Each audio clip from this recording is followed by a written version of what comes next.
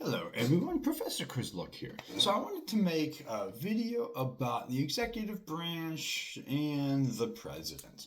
So when people think of or about or they picture American government in their head, the figure that oftentimes comes into focus, comes into their mind, is what they think about, is the American president. The president is the most visible political actor in the United States. Really, the face of the government to the public and to the world. So, if you like the president who's currently in charge or who is in charge, maybe that's a good thing. If you don't like the president, you don't like a former president, maybe you don't like the face of the country, the entire country to the world is the president. But that is kind of how people think of the government, what people think of as the leader of the country, because the executive is so important. We've talked in other videos, we've read about Congress and the power they used to have and how that has evolved over time. More power has moved towards the executive branch. So when we think of the executive branch, we probably think of the president. When we think of the United States, maybe the image that comes to mind is the president. But the executive branch is actually much larger and much more complex than just one person. Even if that person or the feelings towards a country are rooted in that individual, the executive branch is much more than just that one person. So understanding the executive branch means understanding how power is exercised, how policy is implemented, and how presidential authority has expanded over time. At its core, the executive branch is responsible for carrying out and enforcing laws passed by Congress. While Congress writes the laws, the executive branch puts those laws into action. This includes running federal agencies, administering programs, enforcing regulation, and conducting foreign policy. In many ways, the executive branch is where government becomes real in everyday people's lives. So the president, as we know, sits atop of the executive branch and serves many roles all at once. Constitutionally, the president is the head of state, head of government, chief executive, commander in chief, chief diplomat, and is the party leader for the party that is in power. So each of these roles carries different expectations, powers, and political pressures. As chief executive, the president oversees the vast federal bureaucracy. This includes cabinet departments like defense, state, treasury, and justice, as well as independent agencies that regulate everything from environmental standards to financial markets. While presidents do not manage these agencies day to day, they shape priorities through appointments, executive orders, and budget proposals. Those appointments are extremely important because they run the head of the agency and run it in a way that aligns, fits, has a similar ideology as the executive. So, whereas the majority of the bureaucrats, those that work in government, will remain, the heads of these departments change and can steer the departments in different ways than previous administrations. That's an important piece, an important role of the executive. So, okay, as commander in chief, something that we've probably all heard about, the president as commander in chief. As commander in chief, the president has authority over armed forces. This role has been especially important in the modern era as the United States maintains a permanent military presence around the world. While Congress technically has the power to declare war, presidents have increasingly exercised military authority without formal declarations of war, often justifying actions as necessary for national security. As chief diplomat, the president represents the United States in international affairs. Presidents negotiate treaties, meet with foreign leaders, and set the tone for U.S. engagement abroad. Even though treaties require Senate approval and confirmation, presidents play the dominant role in shaping foreign policy agendas. We've all seen pictures of President Biden or President Trump meeting with world leaders, going to summits, talking with adversaries or allies alike. Again, when we think of the executive, when we think of the United States, this role oftentimes comes to mind. So we know that the president is also a political leader. Even though the Constitution says very little about this role, modern presidents are expected to articulate national priorities, respond to crises, and rally public support.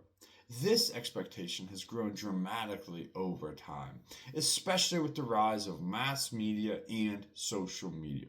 So throughout multiple of these videos, we've seen how the role of Congress, the role of the presidency has changed with the way of mass media and social media.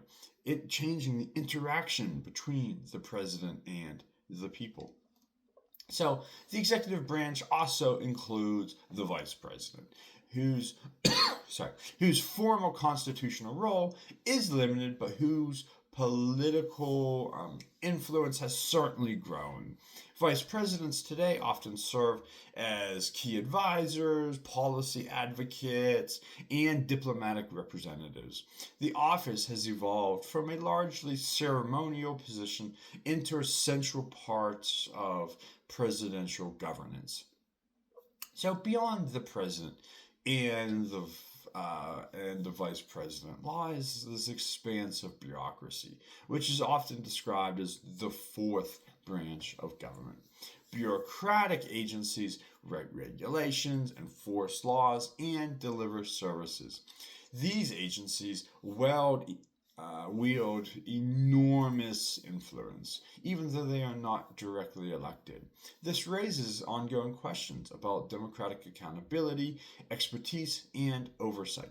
And we hear the current president, Donald Trump, talking about the bureaucracy quite a bit. So there will be a separate video on the bureaucracy, but for now, just keep in mind it's housed in the executive branch. It plays an important role. So one of the most important things to understand about the executive branch for now is how presidential power has grown over time. The Constitution outlines a relatively limited executive, reflecting the framers' fear of monarchy. Each president's operated within narrow expectation. These early presidents operated within narrow expectations. Congress was clearly the dominant branch at the start of our American system. That balance shifted as the nation grew and as we talked about with Congress and faced new challenges. Wars, economic crises, global responsibilities increased the demand for swift, centralized leadership. During moments like the Cold War, the Great Depression, even dating back to the Civil War, and World War II, the post 9/11 era, presidents took on expanded powers in the name of necessity. Over time, these expansions became normalized. Presidents increasingly relied on executive orders, executive agreements, and administrative actions to shape policy, especially when Congress was gridlocked. While these tools allow presidents to act quickly, they also raise concerns about bypassing the legislative authority. The growth of presidential power has also been driven by public expectations. Americans increasingly look to the president to solve national problems, respond to disasters, manage the economy, and provide moral leadership. When Congress is slow or divided, pressure mounts on the president to act unilaterally. At the same time, presidents face significant constraints. Congress controls funding, can conduct investigations, and must confirm key appointments. Courts can strike down executive actions that exceed constitutional authority. Political opposition, media scrutiny, and public opinion all limit presidential effectiveness. So this, in a sense, creates a paradox. Presidents appear extremely powerful, yet often struggle to achieve lasting policy changes. They can act quickly, but those actions may be reversed by future administrations or blocked by the courts.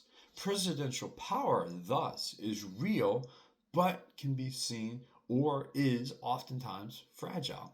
Critics of the modern presidency argue that executive power has grown too large, undermining this separation of powers that we know are a hallmark of the American political system. Others argue that strong executive leadership is next necessary in a complex, fast-moving world. This tension between efficiency and accountability lies at the heart of debates about the executive branch. So, beyond that, another important feature of the executive branch is the role of agenda setting. We talked about this a bit with the media, and now we see this again with the executive branch.